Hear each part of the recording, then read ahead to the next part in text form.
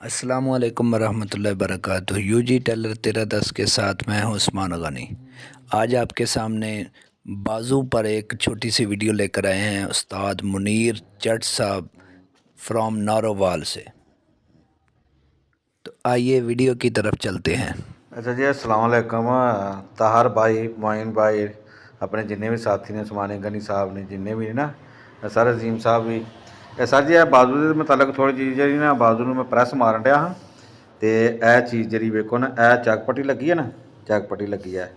तो जिहड़ा मतलब असी वो अद्धी इंच या पौनी इंच अगे पीस नूं अगे करने ना, तो बाकी साथी तो सीधा सीधा इस्त्री मार लेंदे, लेकिन यह चाक पट्टी नूं इस तरीके नाल करके तो यह चीज़ चैक करो कि यह बिल्कुल स्टेज सीधा जान डया जी।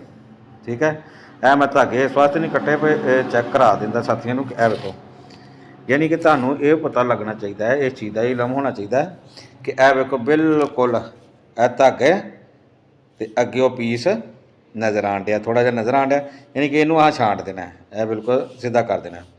ठीक है, अगर तो ये पीस तुहाडा अगे आउंदा पिया इन्ना क तो ठीक है। अगर ये ज़्यादा आगे आएगा ना, यानी कि ज़्यादा आगे आएगा तो मसला बनाएगा, थोड़ा बहुत मसला बनाएगा। अगर इस तो ये पिछे तुर जाता तो फिर तुहाडे बाजू जो ना, बाजू जो ये सैड होंगी है ना, सिलाई वाली सैड, इतों खिचाव पैदा होता है।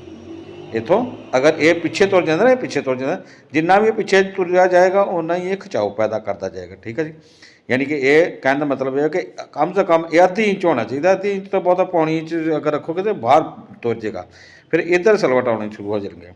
तो ये यानी कि बराबर होना चाहिए। अद्धी इंच तो बड़ा परफेक्ट आ रहा वेखो ना।